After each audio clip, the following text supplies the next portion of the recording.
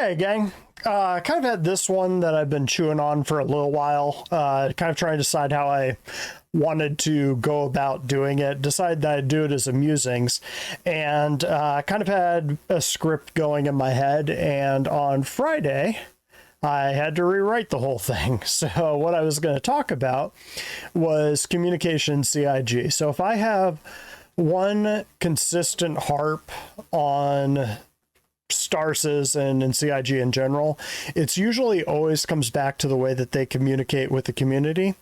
And that's kind of a 50-50 thing, but let's get this.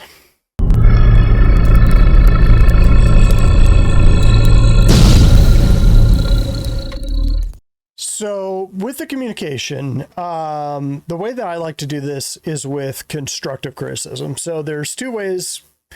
The way that I like to put it is that criticism without the constructive side is basically just whining. You're just saying, I want this, and you're not really saying what you want. So one of the things I do in my free time is I'm a freelance artist. And one of the worst things that can happen to you as a freelance artist is somebody says, draw me something cool, because you know in their head, they've got a picture of what they want. And you don't know what that is, and you'll kind of be like, well, could you tell me a little bit more? And they'll just be like, oh, I don't know, just like the stuff you do, just do something cool. And they'll kind of be like, oh, okay. And then you give them something and they're like, that's not what I wanted. And then you're just like, well, what do you want? And that's where the constructive part comes in, is you don't tell something that they're doing something wrong unless you can give them an alternative. And that's kind of the way that I've always done things. And so my goal here was to kind of compare and contrast the way CIG communicates to two other alpha projects I handle. One, I think CIG is better than their style of communication, and the other one, I think they're worse. And I was just going to kind of throw CIG in the middle of that and sort of be like, be more like these guys and less like these guys. But on Friday, Jared did something that was a first for this project, or at least I don't think they've done it for a really, really long time. And that's sort of a 50-50 thing that I was getting on, is that 50% of it is the way this community reacts to things. I don't know why I said community so weird there, but I did. And 50% of that is on CIG. And I'll kind of get into that because I'm really hoping this isn't a one-off thing that happened on Friday, and we'll get into what happened on Friday in a bit. So let's go ahead and dive into the different alpha projects here and the way that they communicate with their communities, and kind of a little bit on the projects themselves. I don't want this musings to be especially long because this is something that I always comment on, and it seems like a lot of content creators comment on this one. So let's go ahead and get into this.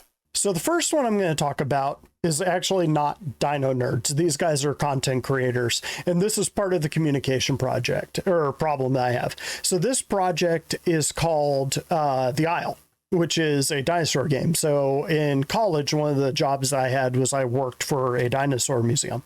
Pretty well-known one, but I'm not going to really get into that. So I've always kind of had a soft spot in my heart for dinosaurs. In this game, they have really good modelers and animators, and the project itself just looks really cool. One of the areas that kind of falls short on is their communication. So they will have sort of live dev blogs where they'll show things like this.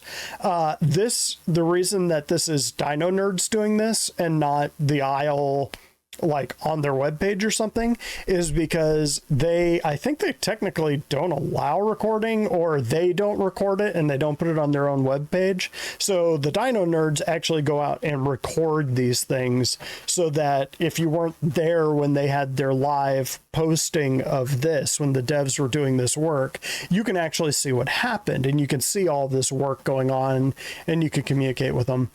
But what the devs do is outside of these dev blocks, you can sort of see they've got an emu down here in the corner, which is kind of funny. But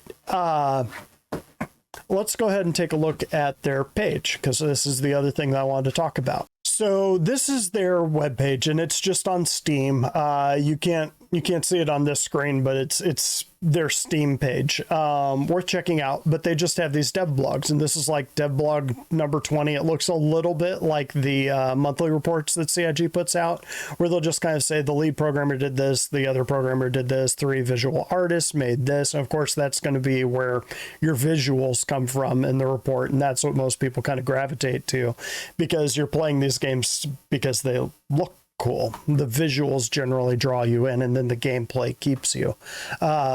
They've got really good artists that are working there, like their 2D artists, their concept artists are pretty solid. CIG ever wants to start really pushing fauna, they might want to start grabbing some of the 3D artists from this project. But this is a very small project and a very small team.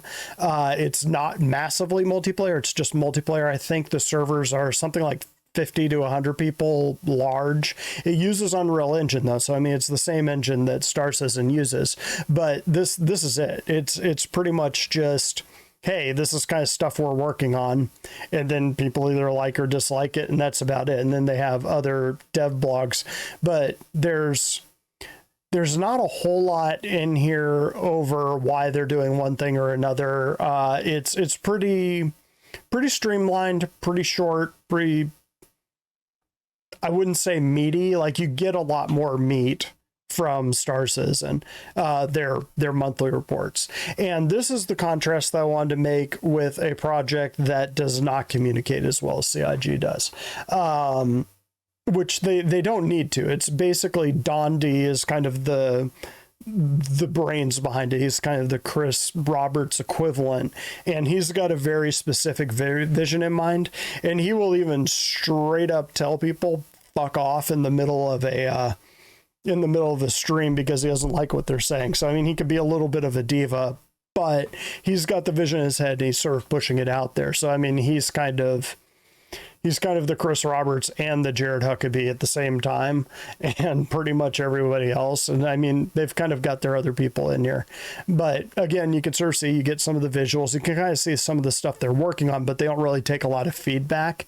And usually when people try to give them feedback, they're like, hey, I'm the 3D artist. You're a person that's playing the game. How about you go away? Kind of a thing, which isn't a real nice way to treat a community that's giving you money to make your game, as opposed to going through a production company. That's just kind of my opinion. And that's kind of where the 50-50 issue comes in for me, is that the Star Citizen community, and by community I both mean content creators like myself and the community at large, just the people that play the game and aren't out here trying to talk about it on YouTube or Twitch or whatever, can be real schizophrenic and real whiny and real entitled. And I'll kind of get to this in a later video that I wanted to do on ship balance and or lack thereof, and why that might be the case right now.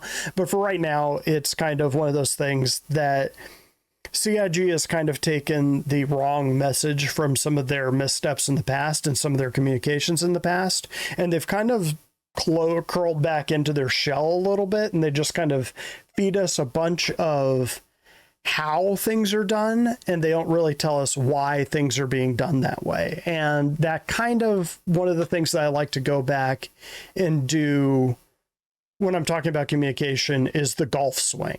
So at one point they were talking about doing the scanning mechanics as a golf swing. And so you would have to, like golf games, you would have to time the scanner at the right point to get a maximum ping to go out. And after that, it wasn't inside Star Citizen back then. I think it was around the Verse back in those days. Yeah, it might have been even been one of the other little dev shows that they had on. They would the community lost their minds, myself included, because I was all like, nobody would design a scanner like that. No one would design a scanner.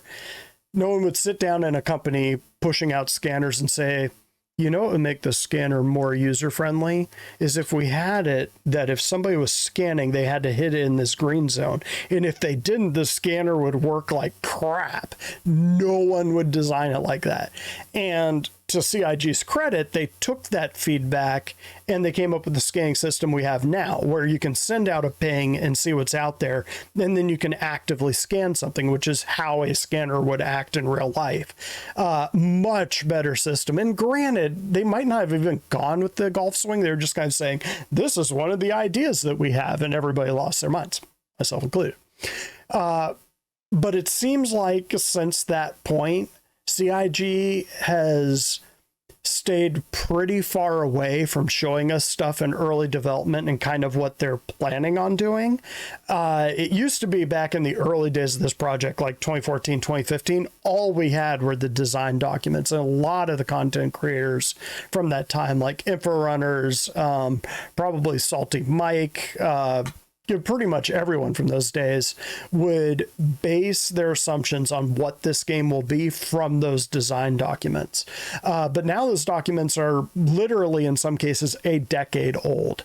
And what I would love to see is their new design documents. And I will occasionally request these on the shows and rarely on Spectrum, just because Spectrum's kind of a toxic nightmare. But, it's just kind of, I want to see what their plans are, not only so that I can sort of see, is this the game that I want to play? Because I'm pretty sure even if they were to completely blow some stuff, I would probably still play this game, because as it is now, it's still a fun game that I play a couple times a week and have for consistently since 2015, 2016. So I can't say that about any other game that I've played 8 years.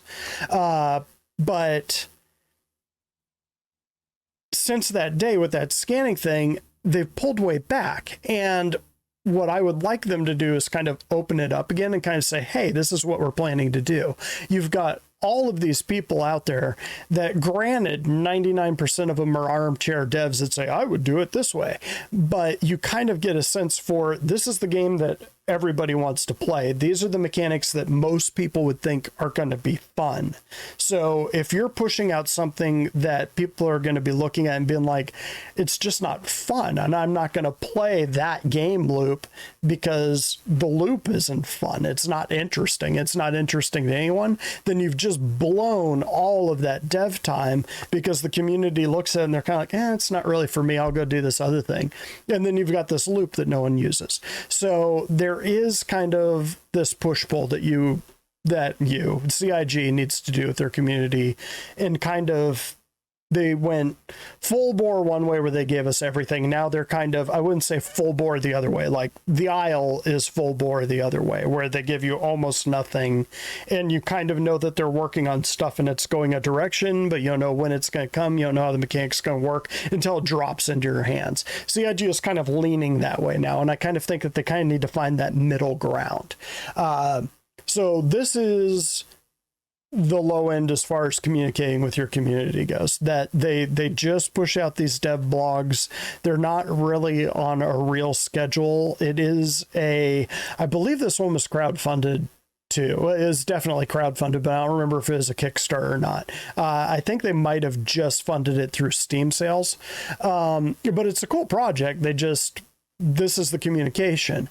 And then I wanted to show you one other thing for the Isle, and that is their public-facing roadmap. So this is their roadmap. Now, this is one of those areas that since around 2015, I've been I've been putting up posts requesting CIG kind of do their roadmap a little bit differently. Back in the day, and I'll call up CIG's roadmap right here. So this should look pretty familiar to you. This is the roadmap that we have now. And this is the release view. And usually I don't click on this, because this is a bad place. Now, what you get over here, right now it looks the same, but effectively what CIG would do is they would have a huge list of features, kind of like they do now, but to a lesser extent. I'll get to the difference that they do now. That is an improvement. Is they would have March 31st. They would say patch 3.1 is going to drop March 31.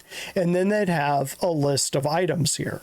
And even though they would have caveats that would say, these are just kind of markers, they're not necessarily guaranteed until we put them in there and all of that, it was still an indicator that CIG was saying, this deliverable, this date.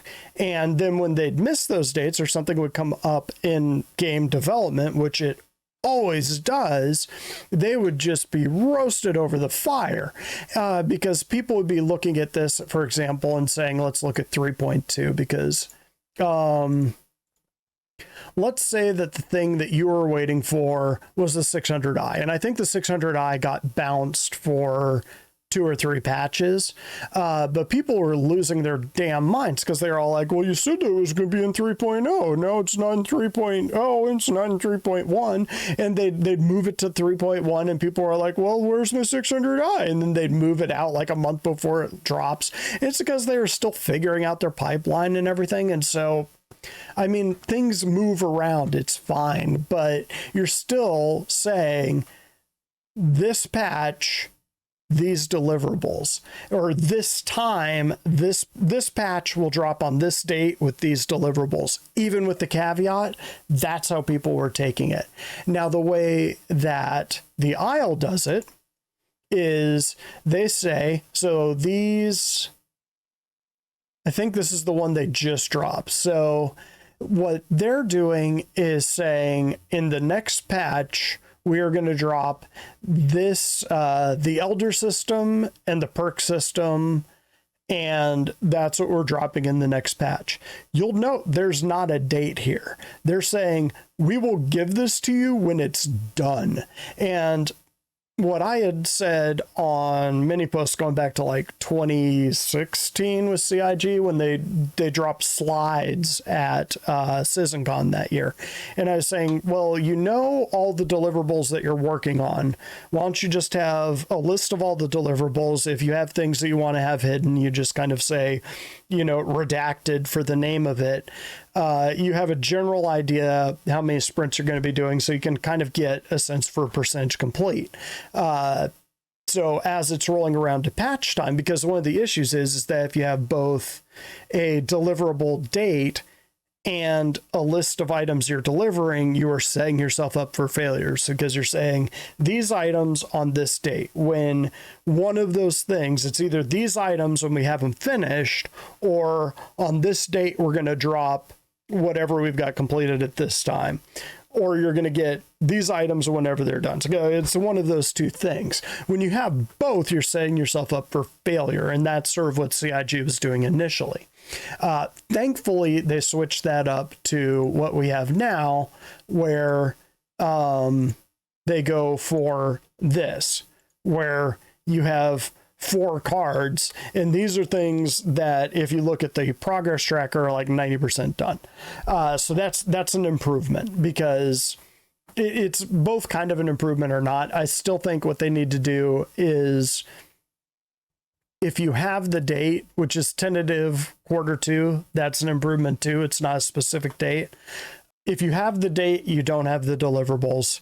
People can you can sort of have the list of the progress tracker, and based on how complete those are, people can kind of guess at what's coming in the next patch, but you're not guaranteeing this patch these deliverables. Or you have a list of deliverables that you want for that next patch, and you say you get it when it's done, which is the way the Isle does it, which personally is the way that I would like to see them move this quarterly patch system. They've never hit a quarterly release, and I think that it's kind of stupid in a project this huge to have 4 releases a year. And we only had one last year. We only had one major release last year. So just do it that way. Just as you get things done, you can sort of hot fix them in or hot patch them in and kind of say, hey, you know, we did an update. Now this is in. You can go check it out.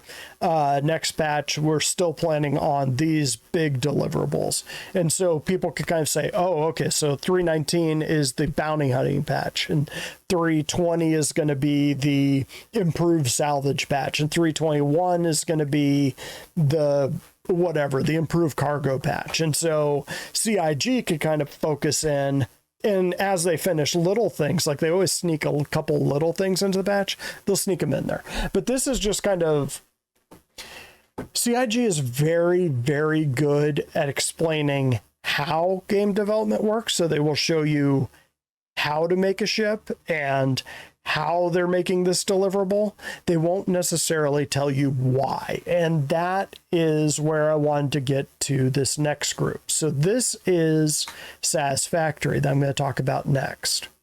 Okay, so this is Jace, and he is one of the community managers for Satisfactory, for Coffee Stain Studios, the company that makes Satisfactory. They also made Goat Simulator, if you ever played that one. He and I believe 2 other community managers now, Snoot, and they just added a third.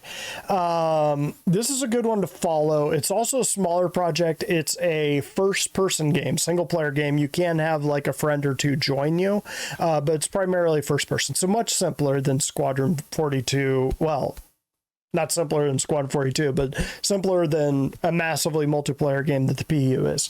But what Jace talks about here, they kind of let Jace do his own thing, and I'm going to let him talk here in a minute, because he says some really good things that are kind of generally things I feel that people in the Star Citizen community kind of need to hear.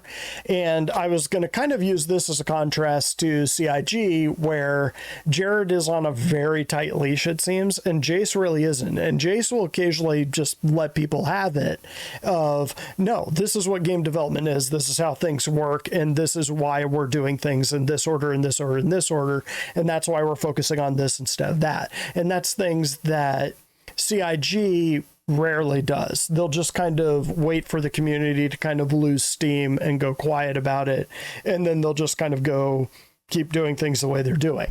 So I'm gonna let Jace talk real quick here. I'm gonna move it to a section that I think is him kind of giving the Satisfactory community the business, but it's very good to hear. So let's go ahead and listen to Jace for a couple minutes. Now, there is something, just before we get into this, there is something that I want to dismantle real quick, okay? I just want to get this out there. Now, often attached to the comments that are made out of frustration, understandably, is the idea that because a specific bug hasn't been fixed, or their specific bug hasn't been fixed for like years, 3 years we hear sometimes, that therefore we haven't done anything in 3 years.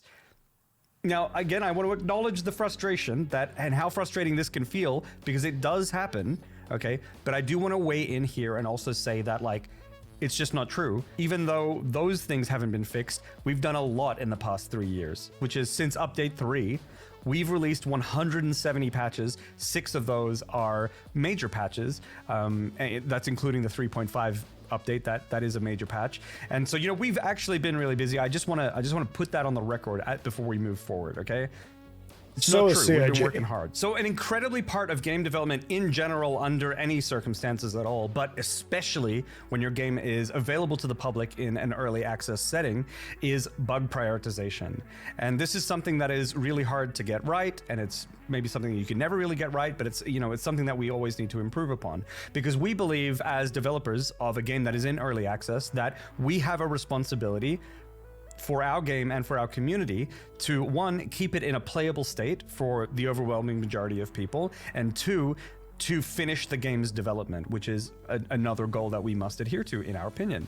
However, unfortunately, perpetually maintaining our game in a state of perfect stability is not feasible and is actually quite detrimental to the development of the game. And so you might be wondering, like, in what ways is having a stable game detrimental to the development of the game? Well, first of all, it kind of depends on what your definition of stability is, or stable is, okay? So there are some people I have seen online who say there should be no bugs in a game, right? It's unacceptable for there to be bugs. But regardless of whether you're not in early access, having a game that is perfectly bug-free, at least a game as complex as our one, you know, in our particular case where we have 3 million plus people playing on varying hardware with, you know, varying Windows versions and driver versions, they may or may not be up to date, there might be mods involved, 100% stability on all machines is simply not something that is actually viable, and so we need to find an acceptable level of stability. And so that's the first thing that can be detrimental to development, you know, chasing that perfect stability in a game is just going to lead us astray, and it's not really something that's attainable, right? So we can't do that. Not only that, but maintaining a high level of stability during active development is also incredibly inefficient, okay? This is because it would mean consistently undoing and redoing work that we've done before in order to stabilize the game when the game's design is constantly changing and new features are being added. Not only that, but adding new features risks instability anyway as it is, whether or not we're redoing and undoing work. So this is just something that we can't escape either. And long term, this makes no sense because it would mean that it would take us like, I don't know, twice as long to finish the game when we could just do it in half the amount of the time if we were to accept some level of growing pains, right? So bear in mind that we've been working on Satisfactory for like 6 or 7 years now. And if we were chasing all these bugs to clean them all up at every possible step of the way, we wouldn't be nearly as far in development as we are now. Financially, this is awful, and then maybe even interest-wise, you guys wouldn't be getting any new stuff, and it would get very boring. You know, the game just might become irrelevant, you know? And so the goal of keeping the game like completely bug-free throughout early access, and maybe ever really, is something that we can't necessarily look to pursue. Now, but that doesn't mean we can just dump a hot pile of steaming trash on your lap and be like, hey, we're early access, deal with it. You know, we can't do that either. That's not fair. So no, like a balance needs to be found, and we go to great lengths to find that balance. We keep the game in a good playable state for the overwhelming majority of people while also pushing the project towards its 1.0 launch. And one other thing to note is that like as we get closer to 1.0, we will have less and less features to add. The game's design will start to solidify. We know exactly what the game is supposed to be. We don't necessarily have any more features to add, and then overall stability becomes a higher and higher priority as there's less features to add and less question about the game's future and design at that point. So a higher level of stability will be a focus moving closer towards 1.0. And so that means that some of the bugs haven't been fixed, aren't being fixed, and we may not even be able to commit at the moment to fix all the bugs right now. And so someone at the office or whatever needs to decide, well, what does get fixed, what doesn't get fixed, and also what features do get added and don't get added, because there are a lot of features we would like to add to the game, but we can't add them all. So what affects the priority of a bug or feature? Mostly focusing on bugs. Frequency and... Okay, so I'm going to stop them there, but you can kind of get a sense, and I'll put a link in the down below parts to this video, because even if you don't play Satisfactory, this is the why of why game development goes the way it does. And CIG is absolutely married to this too. That all of that, you could have switched out Satisfactory for Star Citizen, and all of that would have been relevant. And most of this video would have been relevant. And I'm going to put a link for that down below just so that you can watch the whole thing if you're interested in game development as a whole. And most people at this stage in Star Citizen are. So just so that we've got something playing in the background, let me pull up the next thing. And so when it comes to a game like Star Citizen, all that applies. So there's going to be bugs, there's going to be game balance, which again, I'm going to get to in a later video, that CIG they're not going to address it yet because there's no point, because those mechanics aren't in the game yet. There's other things that they've got to balance it against. They don't have all the features there. So spending a whole bunch of time balancing out ships. So I love Cameron. He does great videos on ship weapons and like how many torpedoes it takes to kill this ship or that ship, and he's found some great sort of exploits in the game that he puts out there so that CIG can fix them. But he's also hypercritical on CIG on their balance, and he'll be like, oh, this ship is crap and this is the worst thing you could ever make. It's because they're not at that point in the game yet. So I mean, it's kind of putting the cart way in front of the horse. But anyway, that's getting off topic a little bit. But you could see in Jace's comments, Jace has a very long leash. The producers of Satisfactory have a lot of faith in Jace to kind of have the pulse of the community and to be able to explain things to people in a way that isn't condescending or patronizing, but gets the point across. And Jared, it never really seems like he has that freedom. Like it's a much more, I want to say cultured or much more cultivated, much more professional in all the good and bad ways that entails. A very polished product is what we're given. And Jared isn't really given a chance to really get out there and sort of say, look, guys, I know you're frustrated about X, and this is why we did it this way instead of this way. Or this is something that we've took your comments and whatever into consideration, and we'll be making a change eventually. Or, hey, you're right, we tried something, it didn't work, and we're going to do it this other way. But there's not really that why anymore. We don't really have that one-on-one interaction so much anymore. It's mostly just sort of, this is how things are made. So that was the original intent of this video, was kind of CIG should focus more on the why they're doing things, not on how. So Jace's whole talk there was very much a why. This is why things happen. This is why this bug hasn't been fixed. This is why there isn't balance or stability. It's much less, this is how we make a stable game, or this is how we made the monster, or whatever, which I appreciate. It's cool. But I would much more like to know why they're making certain decisions so that I can inform my own views of this project on that.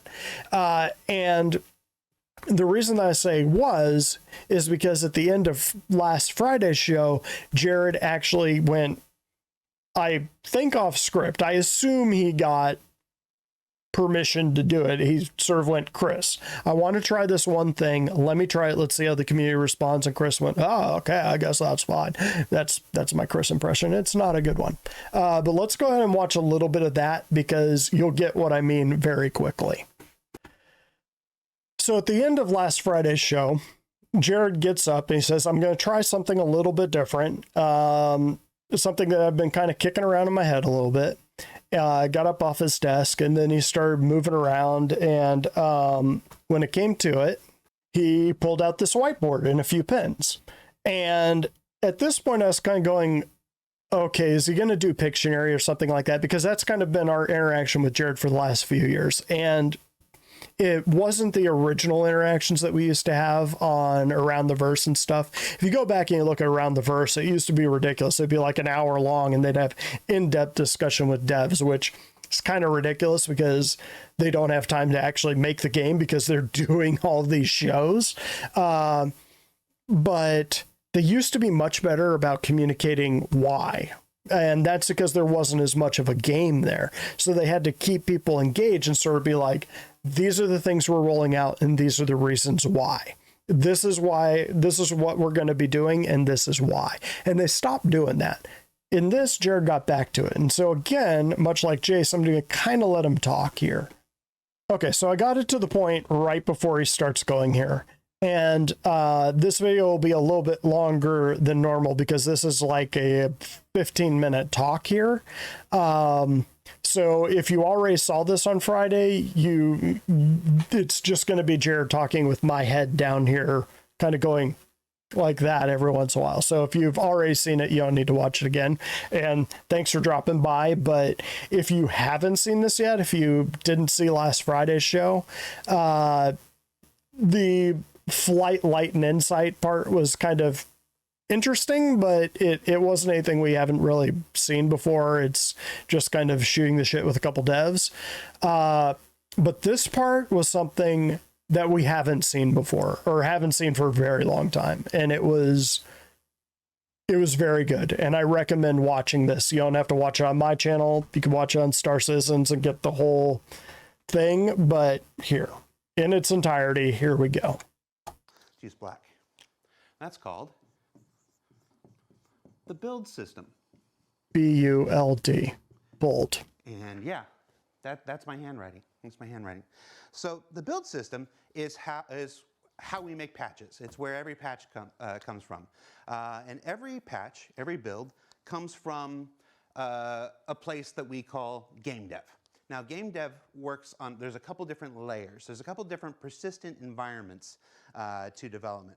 So we're going to draw some lines here. Let's do this and this Not good at spelling. He is good at parallel lines.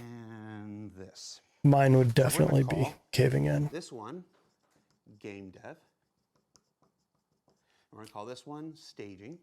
So while he's writing out these names, this is a extremely well thought out way of describing how they do patches and why. Persistent environments. These always exist.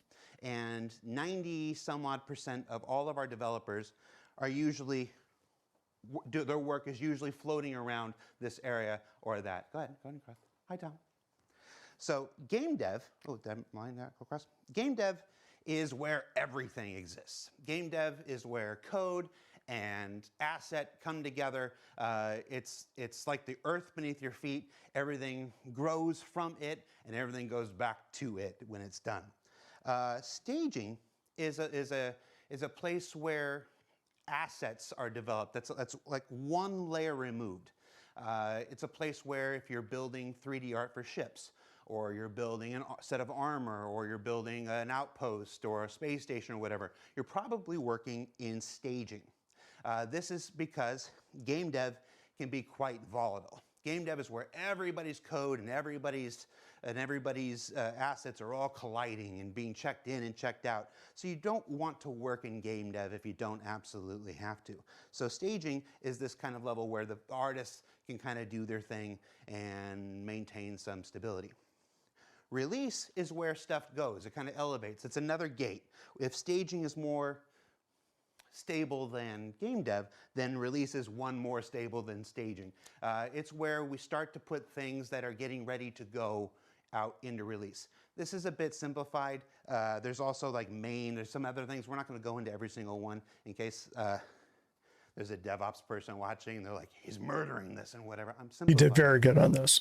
And then live. Live is an environment that's basically like an internal mirror of whatever's on the live servers right now. So I lied. So if you stuck around, this is bonus material. This is explaining why. This whole thing is explaining why. This is why CIG does things this way.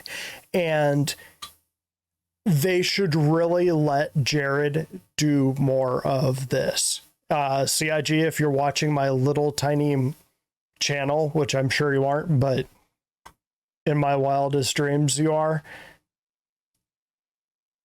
let go of Jared's leash and let him do this, because this is what the community needs. This community needs what Jace gives the Satisfactory community. They need a community manager that can talk to them without being patronizing, and Space Dad is very good at that. He's very relatable. Jared's good people. We trust him, even though no matter how mad people are at CIG, that same level of anger is almost never directed at Jared.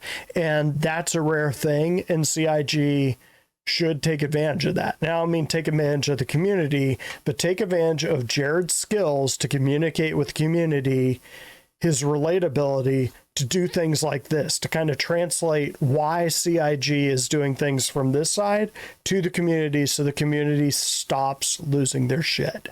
And that's where I'm going to shut up. So bonus material over. That's the end of the director commentary. Now, so we can mess around with something that maybe is just like what you have live, but without actually being in the server that you're in and stuff like that. It's where hot fixes and stuff generally come from.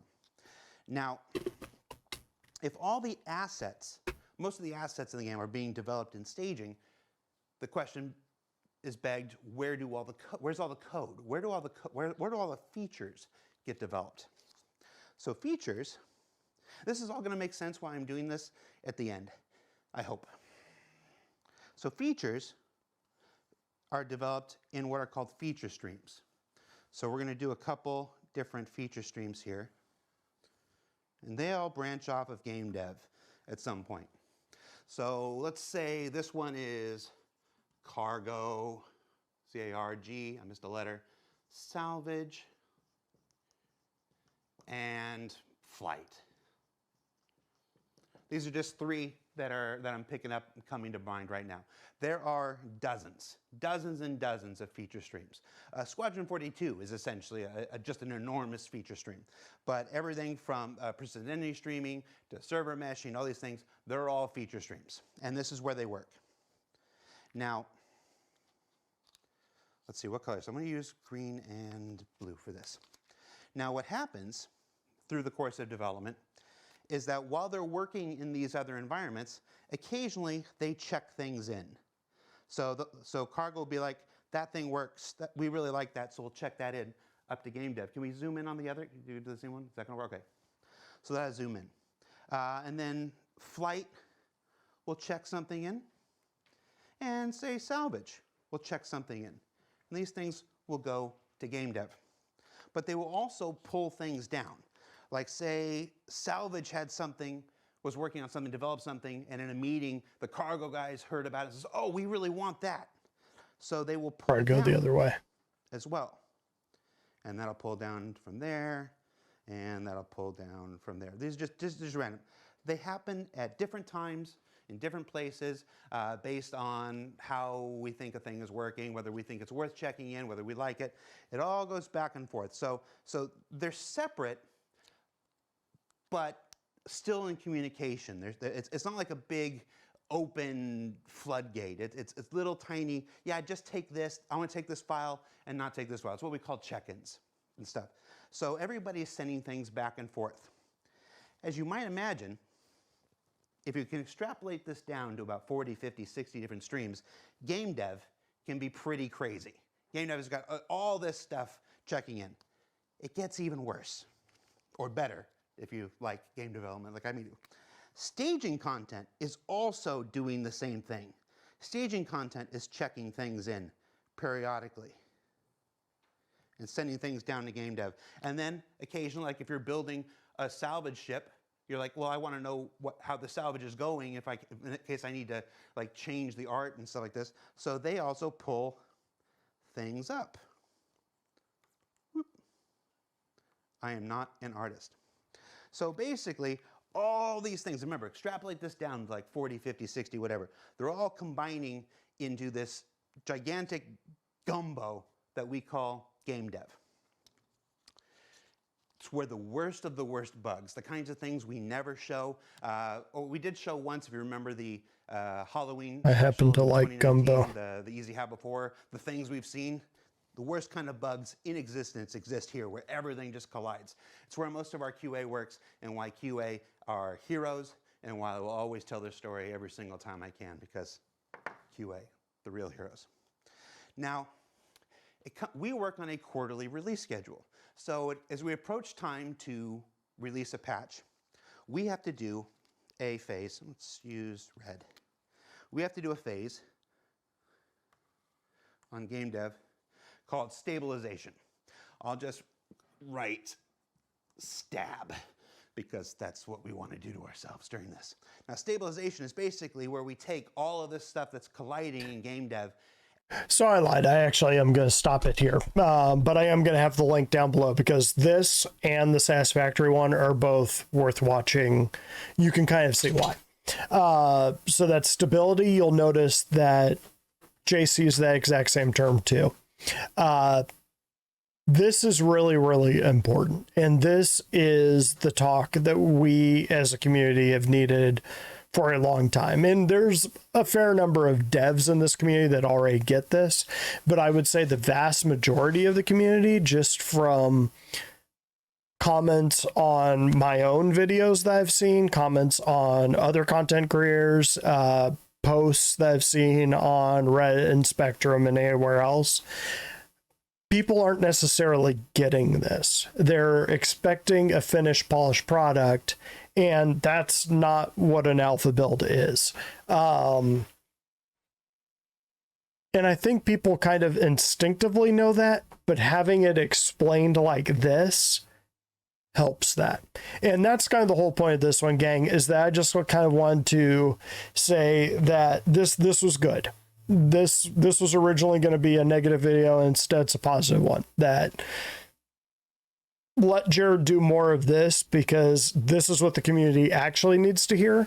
Seeing the cool plant that they're making is really neat, but if I just see a picture of that in the monthly release, that's fine. That kind of tells me what I need to know about that plant. It's good to give these devs some credit. That is something that does not happen in other projects, and Jared's very good at that.